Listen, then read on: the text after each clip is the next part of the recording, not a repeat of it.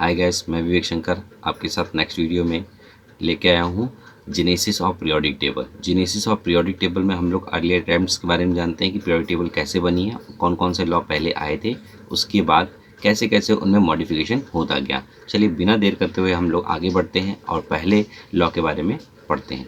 First मेरा law है Proust hypothesis. Guys क्या है बेटा? Prout's hypothesis, according to him all the elements are made up of hydrogen and its isotope.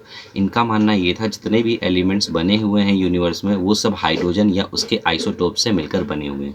Guys आप तो जानते हैं आइसोटोप्स क्या होते हैं। आइसोटोप्स ऐसे एलिमेंट्स होते हैं जिनके एटॉमिक नंबर तो सेम होते हैं बट उनके एटॉमिक मास डिफरेंट होते हैं। ऐसे एलिमेंट्स को हम लोग उन आइसोटोप्स बोलते हैं। चलिए हम लोग देखते हैं एग्जाम्पल के साथ। एग्जाम्पल है मेरा हाइड्रोजन, इसको हम लोग बोलते हैं प्रोटियम। हाइड्रोजन के 3 आइसोटोप्स होते हैं, प्रोटियम, ड्यूटेरियम और ट्राइटियम, जिसमें प्रोटियम +2 पार्ट ऑफ ट्राइटियम को जब हम लोग मिक्सअप करते हैं तो मेरा लिथियम बनता है। गाइस क्या बनता है? लिथियम बनता है।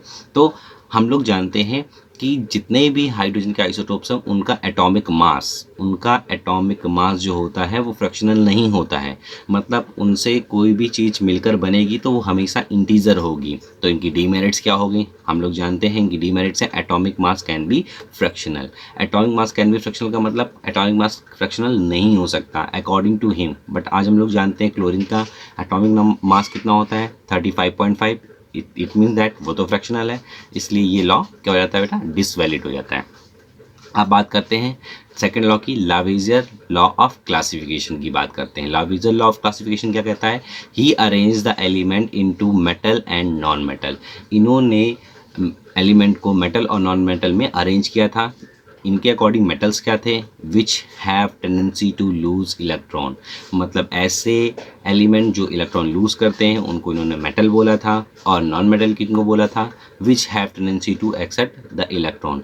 जो इलेक्ट्रॉन को एक्सेप्ट करते हैं एलिमेंट वो हमारे नॉन मेटल्स होते हैं, और जो लूज करते हैं इलेक्ट्रॉन को वो हमारे मेटल्स होते हैं। अच्छा, इनकी बेटा क्या डीमेरिट्स थी? इनकी पहली डीमेरिट्स थी कि it fails after the discovery of मेटलाइट्स। ये लॉ पूरी तरीके से फेल हो जाता है क्योंकि जब डिस्कवरी हुई थी मेटलाइट्स की तो ये लॉ वैलिड नहीं रहा। बट इसका दूसरा क्या है बेटा? हम लोग जैसा जानते हैं आज कि मेटल भी हमारे 2 टाइप के होते हैं, एक रिएक्टिव मेटल्स होते हैं और एक क्वाइनीज मेटल होते हैं। तो उनके बारे में भी इन्होंने कोई भी आइडिया नहीं दिया था। नेक्स्ट मेरा लॉ है बेटा Dobereiner triads. Dobereiner triads, he arrange the element into sets of 3 elements is known as triads. बेटा ट्राइड्स इसे बोलते हैं। इन्होंने 3 एलिमेंट्स को क्या किया बेटा? अरेंज किया। तो उनको उन्होंने क्या बोला? ट्राइड्स बोला। In such a way that atomic mass middle element is average of other 2 और 3 element having the same atomic mass. According to him जो मिडिल एलिमेंट का एटॉमिक मास होता है वो अदर 2 एलिमेंट्स और 3 एलिमेंट्स के एवरेज एटॉमिक मास के equal और अप्रॉक्सीमेटली इक्वल होता है। चलिए आगे देखते हैं, इनके साथ एग्जाम्पल्स को क्लियर करते हैं। गाइस ये पहला मेरा एग्जांपल है, देखिएगा लिथियम, सोडियम, पोटेशियम। तो देखिएगा लिथियम का मास होता है 7, पोटेशियम का मास होता है 39। इन दोनों के एवरेज एटॉमिक मास के इक्वल किसका मास होता है बेटा? सोडियम का। यही है बेटा डोबेनियर ट्राइड्स का लॉ। अगर दूसरा देखें कैल्शियम, स्ट्रोंशियम और बेरिलियम। कैल्शियम का 40 होता है, स्ट्रोंशियम का 88 होता है और बेरिलियम का 137 होता है। अगर 137 और 40 को हम लोग क्या करें बेटा? ऐड करके 2 से डिवाइड करें तो लगभग 88.5 आता है, जो भी अप्रॉक्सीमेटली इक्वल है बेटा मिडिल एलिमेंट के एटॉमिक मास के। तो यही डोबेनियर ट्राइड्स ने हम लोग को बताया था। नेक्स्ट मेरा क्या था? Chlorine, bromine and iodine. Chlorine का एटॉमिक मास होता है 35.5, वी नो दैट, हम लोग सब लोग जानते हैं। आयोडीन का होता है 127। अगर 127 और 35.5 को अगर हम लोग ऐड करें और 2 से डिवाइड करें तो लगभग 81.25 आता है। इट मीन्स दैट ये भी अप्रॉक्सीमेटली ब्रोमीन के एटॉमिक मास के बराबर है। अच्छा बेटा, इनको याद करने का शॉर्ट ट्रिक क्या है?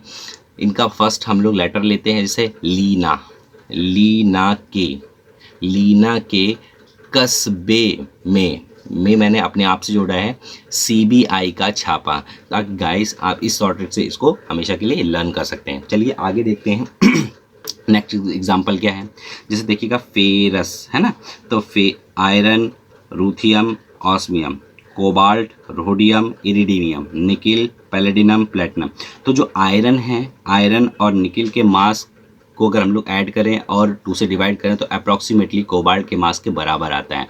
तो इसका मतलब बेटा ये भी याद रखना है कि जो डोमिनेंट राइट्स है वो वर्टिकली नहीं हॉरिजॉन्टली भी चलता है, इसलिए आपको ये भी याद रखना है, ठीक है। अच्छा बेटा, इनको कैसे लर्न करोगे, तो आप जानते हो ना आयरन को हम लोग फेरस बोलते हैं ग्रीक वर्ड में, तो देखो लिखा है ना फेरस, तो आप इसको याद कर सकते हो, है ना। और ये आप कैसे याद कर सकते हो, कोबाल्ट, रोडियम और इरिडियम को, तो कौन रहेगा इधर या ईरान में।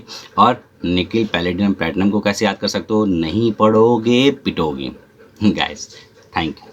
आगे चलते हैं, इनकी डीमेरिट्स की तरफ चलते हैं। तो इनकी डीमेरिट्स, पहली क्या इनकी डीमेरिट्स थी, all the element does not follow the triads rule, मतलब सारे एलिमेंट ट्राइड्स रूल को फॉलो नहीं करते हैं। जैसे फ्लोरीन, क्लोरीन और ब्रोमीन को अगर देखे जाएँ तो अकॉर्डिंग टू डोमिनेंट राइट्स के अकॉर्डिंग रूल क्या होना, तो रूल क्या था कि फर्स्ट और लास्ट एलिमेंट के एटॉमिक मास को ऐड करें और उनका एवरेज एटॉमिक मास निकालें, तो मिडिल एलिमेंट के एटॉमिक मास के इक्वल या अप्रॉक्सीमेटली इक्वल आना चाहिए। तो देखिए अगर हमने ऐड किया है 19 + 80 / 2 तो आता है 59, जो कि बिल्कुल भी इक्वल नहीं है, बहुत ज़्यादा है, अप्रॉक्सीमेटली भी नहीं आता है। मतलब ये जो फ्लोरीन, क्लोरीन, ब्रोमीन है ये ट्राइड्स रूल को फॉलो नहीं करते हैं, बिल्कुल सही। नेक्स्ट मेरा क्या है बेटा, इनकी डीमेरिट्स क्या है। नेक्स्ट डीमेरिट है he arrange the element only as a group, इन्होंने केवल ग्रुप में ही एलिमेंट को डिवाइड किया था। Thank you for watching. मैं नेक्स्ट वीडियो में आपको आगे के जितने भी लॉ हैं वो डिस्कस करूँगा। Thank you for watching.